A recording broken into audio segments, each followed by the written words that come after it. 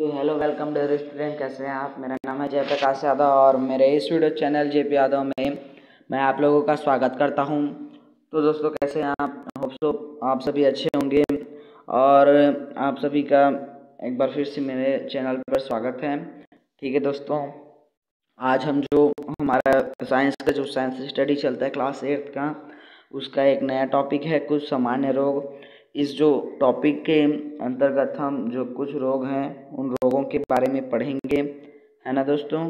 और साथ ही अपने इस वीडियो को अपने दोस्तों के साथ शेयर भी कर देना ताकि उनको भी कुछ हेल्प हो सके। और वीडियो अच्छा लगता है तो लाइक कर देना और अपने दोस्तों के साथ शेयर भी कर देना। ठीक है दोस्तों, तो चलिए पढ़ना शुरू करते हैं। तो कुछ सामान्य रोग के अंतर्गत आता है कि ऐसा माना जाता है कि स्वस्थ जो शरीर है, जो भी स्वस्थ मनुष्य है, उसके स्वस्थ शरीर में एक स्वस्थ मस्तिष्क का वास होता है, जिसके कारण वो कोई भी कार्य को अच्छे से कर पाता है। आपने एक अनुभव किया होगा कि कभी कभी हमको पढ़ने की इच्छा नहीं लगती, नहीं लिखने की, खेलने की और कुछ नहीं करने की हमको इच्छा नहीं लगती। ऐसा क्यों होता है? ऐसा इसलिए होता है कि एक जो सामान्य मनुष्य है, स्वस्थ मनुष्य, उसका जो समस्त शारीरिक और जो मानसिक और रासायनिक जो क्रिया है वो सुचारू रूप से संचालित होती रहती हैं, जिसके कारण वो कोई भी कार्य में अपनी इच्छा लगाकर उस कार्य को कर पाता है ना। और इनमें अगर किसी भी प्रकार की रुकावटें या अनियमितता आती है तो वो मनुष्यों में रोगों को जन्म देती है ना। मनुष्य में वो जो है कि रोगों को जन्म देती हैं। और कुछ रोग ऐसा होता है जो रोगी व्यक्ति के संपर्क में आने से जो स्वस्थ व्यक्ति है उसको भी रोगी बना देता है। ऐसे रोग को हम संक्रामक रोग कहते हैं, है ना दोस्तों। संक्रामक रोग किसे कहते हैं?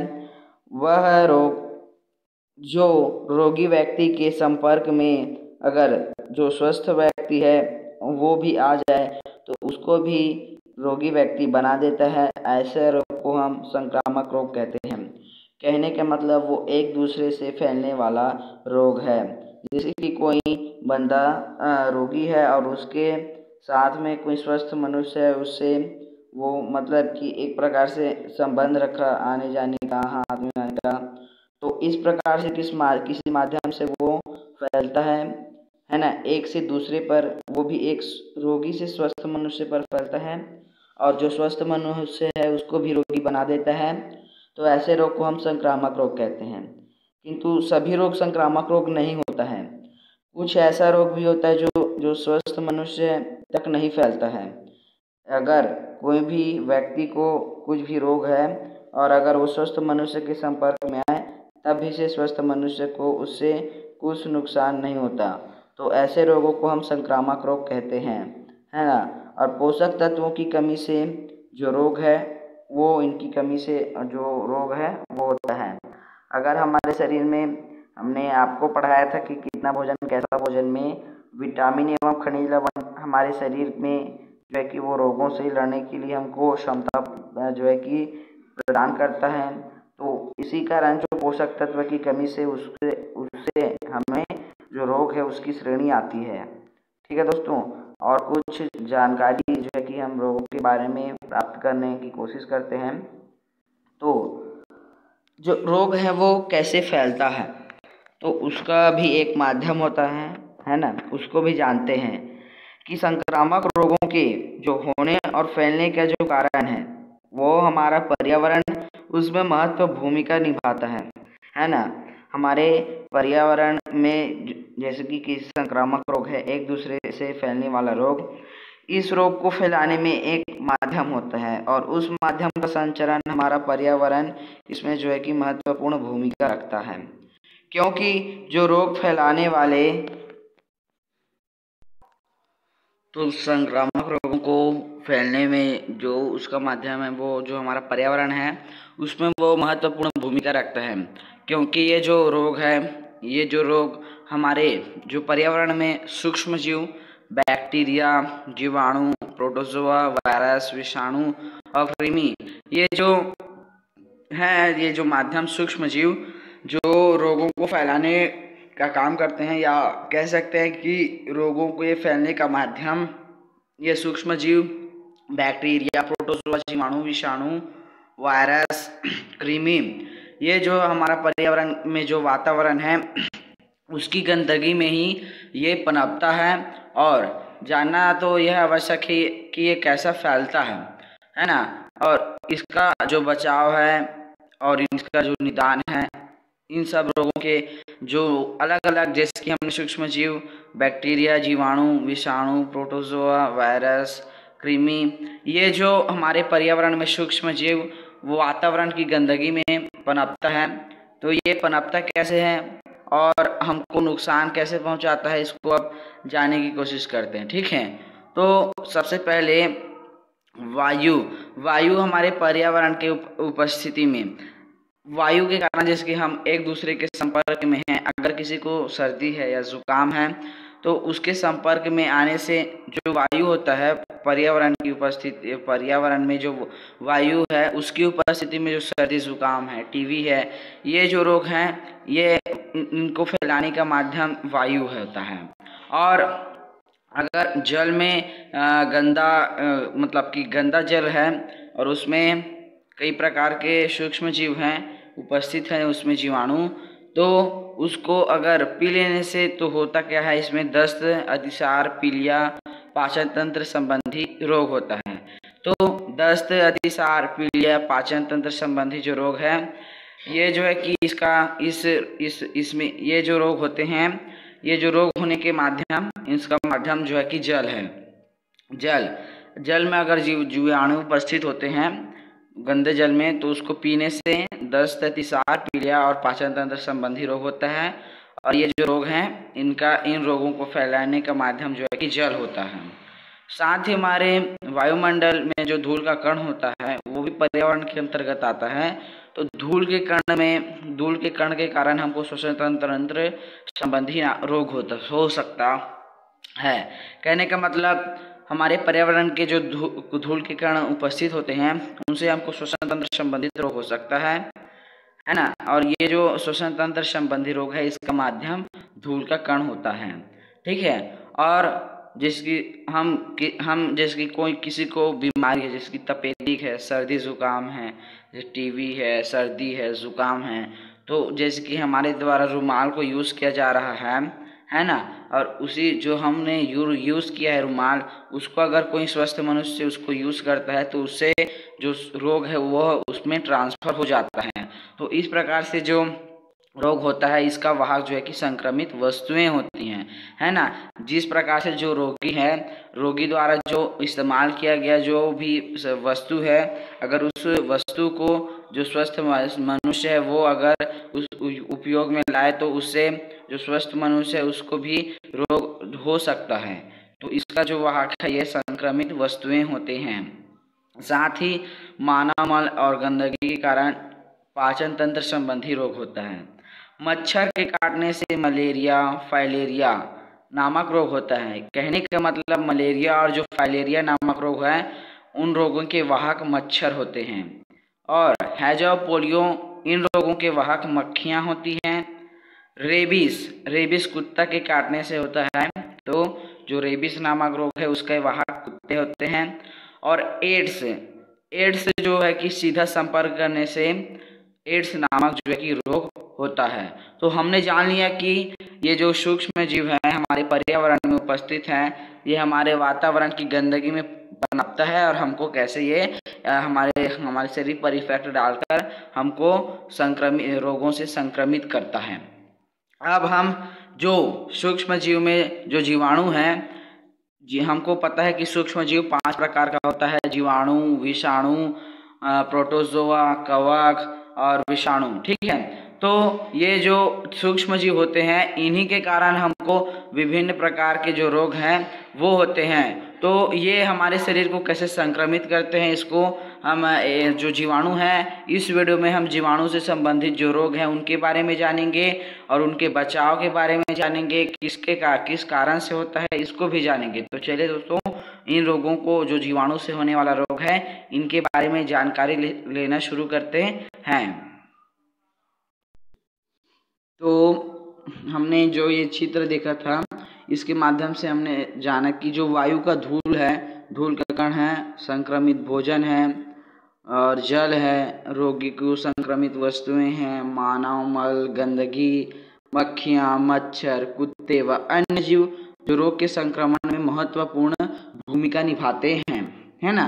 कि हमने जो अभी जो पहले डायग्राम देखा, उसमें हमने ये देखा कि जो धूल, वायु में जो धूल का कण होता है, संक्रमित भोजन होता है, जल है, रोगी के संक्रमित वस्तुएं हैं, मानव मल है, गंदगी है, मक्खियाँ हैं, मच्छर हैं, कुत्ते हैं और जो अन्य भी जीव हैं, वो रोगों का महत्वपूर्ण संक्रमण होता है। और संक्रमण मतलब कि संक्रमण निभाने में वो महत्वपूर्ण भूमिका जो है कि निभाते हैं, है ना।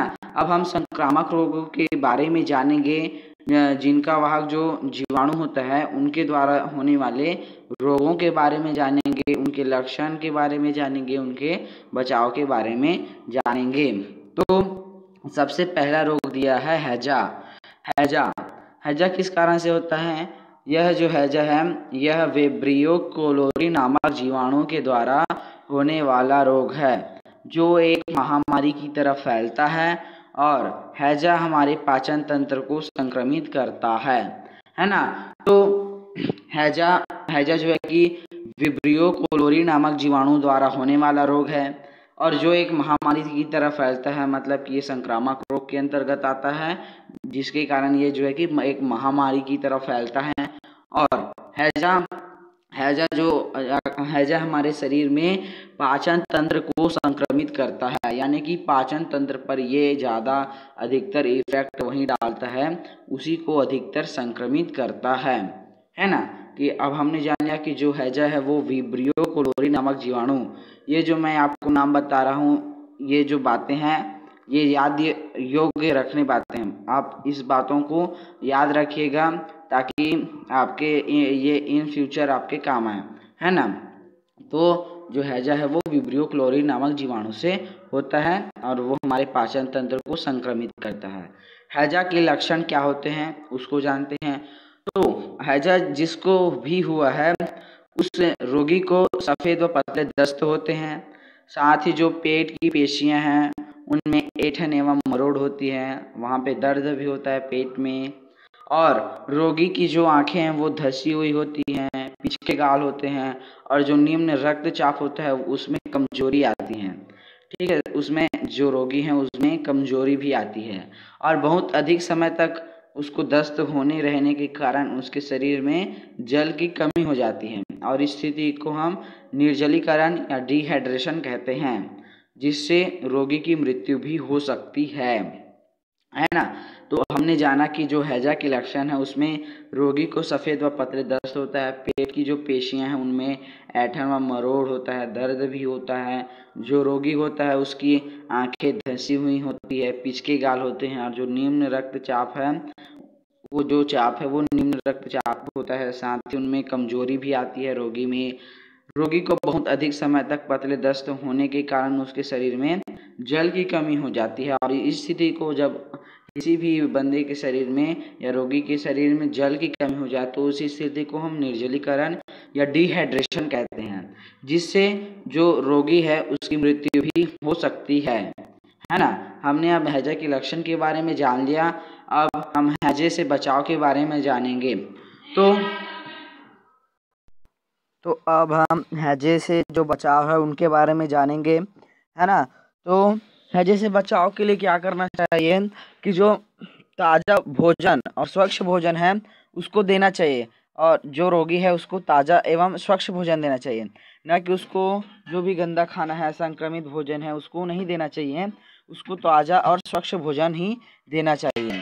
साथ ही जो रोगी है उस रोगी के जो गंदगी है, गंदे जल है, जिसके कारण जो जल का निष्कासन नहीं हो रहा है, वहाँ पे हमको उसका सुरक्षित निष्कासन या प्रबंध होना चाहिए। साथ ही जो रोगी है उसको उबाल कर, जो पानी है उसको उबाल कर ठंडा कर उसको पिलाना चाहिए। साथ ही जो रोगी का जो मल मूत्र है, उल्टी है, उसको एक गरम राख या चूना पत्थर डालकर दूर फेंकना चाहिए, और साथ ही जहाँ भी गड्ढा वड्ढा है वहाँ पे उसको गाड़ देना चाहिए या गाड़ना चाहिए, है ना। और रोगी व्यक्ति को जो जीवन रक्षक घोल है ORS उसको बार बार देना चाहिए, जिससे उसके शरीर में पानी की कमी ना हो। ठीक है। रोग के प्रकोप से बचने के लिए उसको हैजे का टीका लगवाना चाहिए, और टीके का प्रभाव जो है कि 6 महीने तक रहता है। तो हमने जाना कि हैजे से जो बचाव है, उसके बचाव के लिए हमको रोगी को ताज़ा और स्वच्छ भोजन देना चाहिए। उसको गंदे जल के कारण जहाँ पे उसका उचित निष्कासन नहीं हो रहा है उसका अच्छे से प्रबंधन करना चाहिए। पानी को उबालकर ठंडा कर उसको पिलाना चाहिए। रोगी का जो मल मूत्र है, उल्टी है, उसको चूना पत्थर डालकर उसको दूर गड्ढे में फेंकना चाहिए या उसको गड्ढे में गाड़ना चाहिए। रोगी व्यक्ति को जीवन रक्षक घोल ORS बार बार देना चाहिए, जिससे उसके शरीर में पानी या जल की कमी ना हो। रोग से प्रकोप से बचने के लिए हमको हैजे का टीका लगवाना भी चाहिए, ताकि जो हैजे का उसका प्रभाव है वो 6 माह तक रहता है, जिससे उसे बचा जा सकता है ना। अब यहाँ पे एक आया था जीवन रक्षक घोल ORS, इसको हम कैसे बनाते हैं इसको जानते हैं, और आप खुद बना सकते हैं आपके घर में, है ना। जो आपके घर में घरेलू वस्तु हैं उनसे आप बना सकते हैं। ठीक है। तो उसके लिए क्या करना है, जीवन रक्षक घोल ORS बनाने के लिए, जिसको ओरल रिहाइड्रेशन सॉल्यूशन बनाने हेतु तो आपको एक बड़ा कप होता है उसमें 200 मिलीलीटर पानी लेना है, और उसको गर्म करना है। कम से कम उसको 5 मिनट तक उबालना है या गर्म करना है। इसके बाद उसको ठंडा कर देना है। कमरे का तो ताप है उसमें उसको ठंडा कर देना है, और उसमें उसके बाद एक चुटकी नमक, सोडियम क्लोराइड, और 1 चम्मच जो है कि शक्कर डाल देना है ना। 1 चम्मच जो है कि शक्कर डाल देना है, और उसमें अगर यहाँ नींबू है तो आधा जो नींबू होता है उसको काट कर आधा नींबू को उसमें निचोड़ दीजिए, और उसको अच्छे से हिलाइए, और उसके बाद आपको जीवन रक्षक घोल जो है कि वो तैयार हो जाता है। कुछ नहीं करना है, आपको एक गिलास लेना है, उसमें 200 मिलीलीटर पानी लेना है। उस पानी को आपको गर्म करना है 5 मिनट तक। उसके बाद उसको कमरे के ताप पर ठंडा कर देना है। ठंडा करने के बाद उसमें एक चुटकी जो है कि सोडियम क्लोराइड नमक डालना है, और एक जो है कि 1 चम्मच सब शक्कर मिलाना है। और अगर हो सके तो आपके यहाँ मोबाइल बोलता हूँ नींबू अवेलेबल है, तो आप नींबू भी उसमें निचोड़ सकते हैं, और उसको अच्छे से हिलाने के बाद आपका जो जीवन रक्षक घोल है वो तैयार हो जाता है। इससे आप जो है कि अपने घर में आसानी से जीवन रक्षक घोल ORS बना सकते हैं, और रोगी को दे सकते हैं, ताकि उसके शरीर में पानी की कमी ना हो। अब हमने जाना कि जो हैजा जो है कि विब्रियो कोरी नामक जीवाणु के कारण से होता है। वो पाचन तंत्र को संक्रमित करता है। उसके लक्षण के बारे में पढ़ा, उनसे बचाव के बारे में पढ़ा, और जो है कि जीवन रक्षक घोल कैसे बनाना है उसको भी जाना। तो अब हम जो टीबी तपेदिक नामक रोग होता है उसके बारे में डिटेल से जानेंगे। ठीक है दोस्तों, इस वीडियो में हम जो जीवाणु से होने वाले रोग हैं उन रोगों के बारे में जानेंगे, और उसका जो प्रश्न उत्तर है उसको भी आपको मैं बताऊंगा। उसके बाद नेक्स्ट वीडियो में हम जो भी सूक्ष्म जीव हैं उस नए सूक्ष्म जीव से जो होने वाले रोग हैं उनके बारे में जानेंगे। तो चलिए दोस्तों, हम जो तपेदिक और टीबी नामक रोग होता है उस रोग के बारे में पढ़ना शुरू करते हैं। होता क्या है कि हम अपने आसपास ऐसे लोगों को देखते हैं कि वो अधिकतर वो लगातार खांसते रहते हैं, साथ ही बलगम या खखार भी आता है उसको, है ना। तो ऐसा जो लक्षण दिखता है उसको जो है कि जीवाणु से तपेदिक जो हो सकता है, वो जीवाणु से होने वाला रोग जो तपेदिक है वो उसको हो सकता है। साथ ही इसके जो जीवाणु हैं वो स्वस्थ व्यक्ति को शरीर में हवा के द्वारा प्रवेश कर फेफड़ों के साथ मस्तिष्क, आँख और आंत को इफेक्ट डालता है, यानी कि उस पर प्रभाव डालता है। कहने का मतलब कि जो तपेदिक जो टीबी ट्यूबरकुलोसिस नामक जो रोग है, वो रोग जो है कि जीवाणु से होने वाला रोग है ना। और ऐसा जो सब दिखता है कि उसके लगातार खांसी के साथ साथ बलगम या खकार आता है, ऐसे व्यक्ति को ऐसा रोग हो सकता है। और साथ ही ये जो स्वस्थ मनुष्य है उस व्यक्ति के शरीर में हवा के द्वारा उसको प्रवेश करता है और फेफड़ों, मस्तिष्क और आंत इसको जो है कि वो प्रभावित करता है। तपेदिक के लक्षण के क्या हैं उसको जानते हैं। तो तपेदिक के लक्षण, यदि 2 सप्ताह से अधिक बुखार है, साथ ही खांसी के साथ बलगम आए, तो उसको टीबी हो सकता है। और अधिक संक्रमण की स्थिति में बलगम के साथ खून भी आता है। जो बलगम यानी कि खखार होता है उसके साथ खून भी आता है। सीने में भी दर्द होता है, बार बार बलगम या खखार आने से जो है कि सीने में दर्द होता है, वजन में भी कमी आ जाती है, भूख नहीं लगता है और हमारे शरीर में कमजोरियां आ जाती हैं, है ना। तो तपेदिक के लक्षण ये रहे कि अगर 2 सप्ताह से बुखार, 2 सप्ताह या उससे अधिक जो है कि बुखार आए, खांसी के साथ जो है कि बलगम या खखार आए, तो उसको टीबी हो सकता है ना। और उसको अधिक संक्रमण की स्थिति में जो बलगम है उसके साथ खून भी आता है, जिसके कारण जो है कि सीने में दर्द होता है, वजन में भी कमी आने लगती है, भूख नहीं लगता है। भूख नहीं लगने के कारण हम भोजन नहीं करते, जिसके कारण हमारे शरीर में कमजोरियां आ जाती हैं, है ना। तो अब हम तपेदिक से बचाव के बारे में जानेंगे, है ना। तो रोगी है, उस रोगी को परिवार के सदस्यों से अलग एक स्वच्छ और आरामदायक कमरे में रखना चाहिए। साथ ही जो रोगी है उसके द्वारा जो भी वस्तु जो है कि प्रयोग कर रहे हैं, उसको जो स्वस्थ मनुष्य है आपके आसपास उसको प्रयोग करने ना दें। साथ ही जो रोगी है उसको खांसते या छींकते समय अपना मुंह जो है कि रुमाल या हाथ से ढक लेना चाहिए या ढकने हेतु उसको प्रेरित करना चाहिए। और जो घनी आबादी वाला है, अंधेरा है, नमी युक्त है, धूल भरा प्रदूषण वातावरण है, उससे उसको दूर रखना चाहिए और उसको कुपोषण से भी बचाना चाहिए। साथ ही जो रोगी का थूक है उसको राख या मिट्टी से ढककर दूर फेंकना चाहिए या गड्ढे में गाड़ देना चाहिए। और जो तपेदिक से बचाव के लिए BCG बैसिलस कालमेटी गुएरिन का जो टीका आता है इसको हमको लगाना चाहिए, जो है कि ये बचाव हेतु प्रभावकारी होता है ना। लंबे समय तक विशेष प्रतिजैविक एंटी ट्यूबरकुलर ड्रग के सेवन से इस रोग को हम नियंत्रित कर सकते हैं।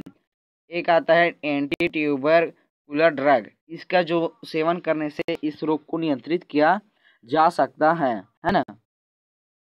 तपेदिक से बचाव हमने जाना कि जो भी रोगी है उसको परिवार के सदस्यों से अलग एक स्वच्छ और आरामदायक रूम में रखना चाहिए।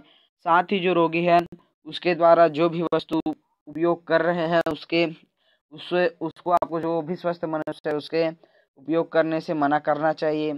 रोगी को जो खांसते समय या छींकते समय अपना मुंह हाथ से या कपड़ा से उसको बंद करने या ढकने हेतु प्रेरित करना चाहिए। जो भी अंधेरा, घने युक्त, प्रदूषित वाला जो भी वातावरण है उससे उसको दूर रखना चाहिए। कुपोषण से भी रोगी को बचाना चाहिए, ठीक है। रोगी का जो भी थूक है उसको राख या मिट्टी में से मेह करके दूर फेंक देना चाहिए या गड्ढे में गाड़ देना चाहिए।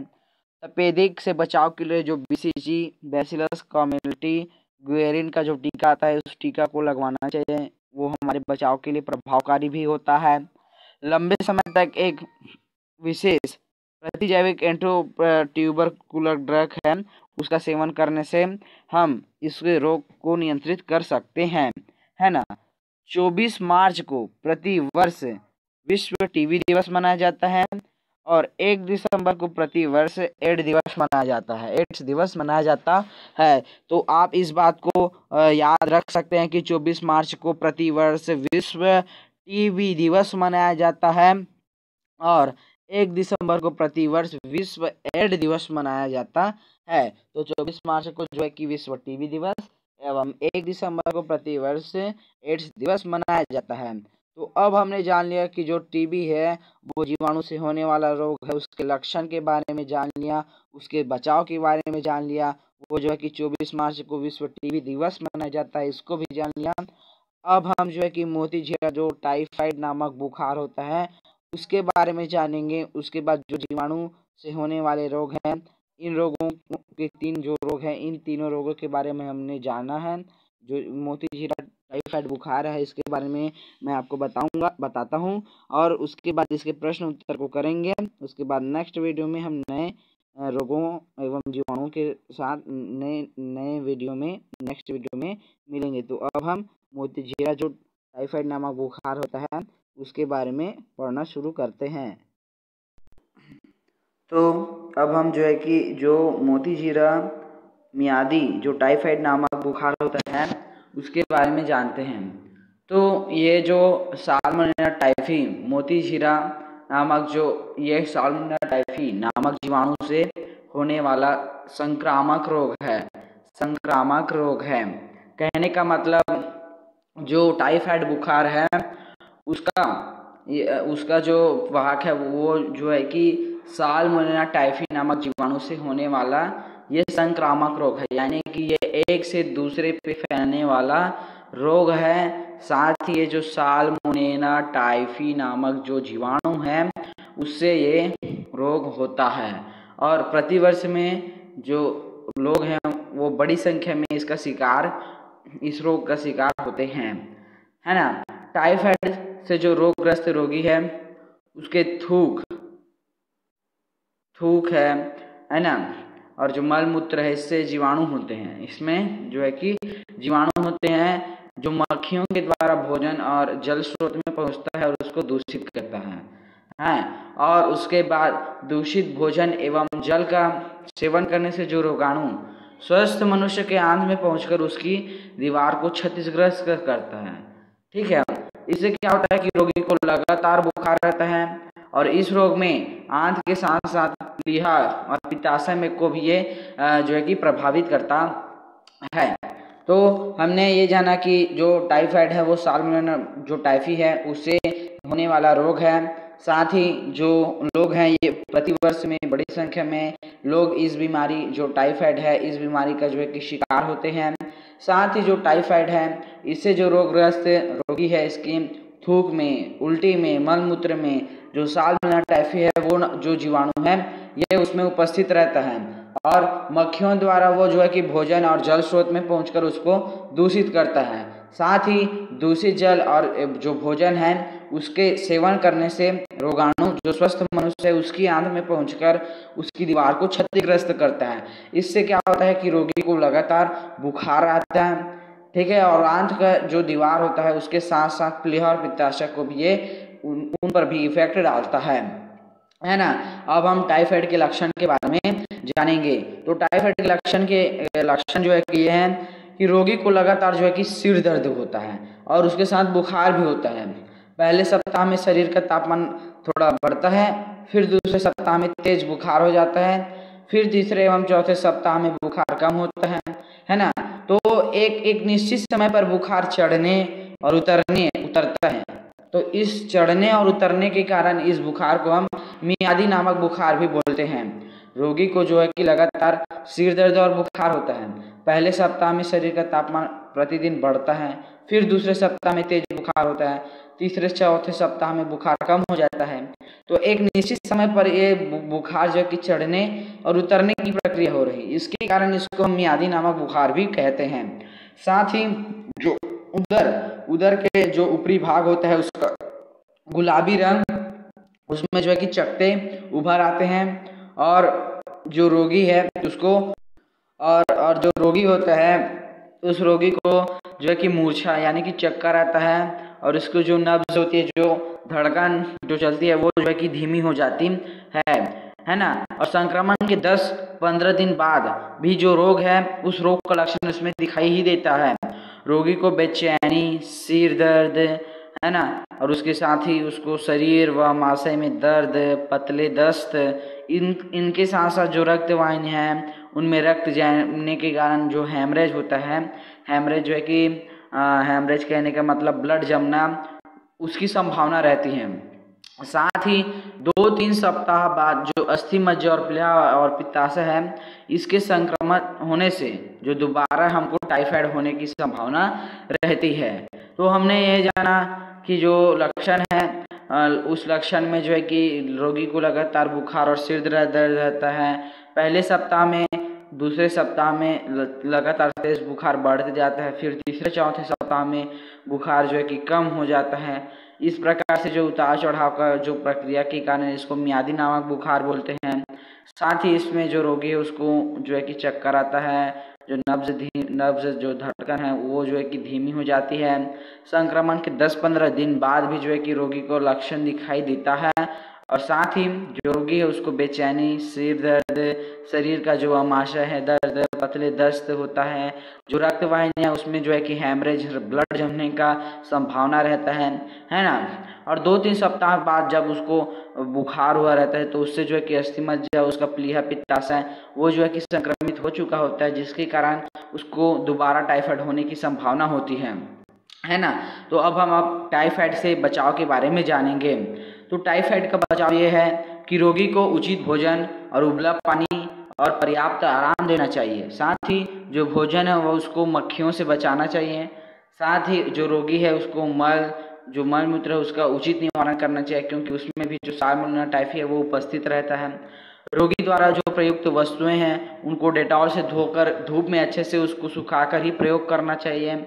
रोगी का जो थूक है, उल्टी है, दस्त है, इसको राख व चूना डालकर भूमि में उसको गाड़ देना चाहिए, है ना। क्योंकि फेंकने से क्या होगा कि उसमें साल्मोनेला टाइफी होता है, तो ये फिर से एक संक्रामक रोग की तरह एक से जो दूसरे मनुष्य, स्वस्थ मनुष्य उस पर जा सकता है। तो इससे अच्छा हमको इसको भूमि में ही गाड़ देना चाहिए। टाइफाइड का जो रोगी है उस रोगी को TAB, टाइफाइड से बचाव के लिए TAB का टीका लगवाना चाहिए, जो उसको 3 वर्षों के लिए सुरक्षा प्रदान कर सकता है।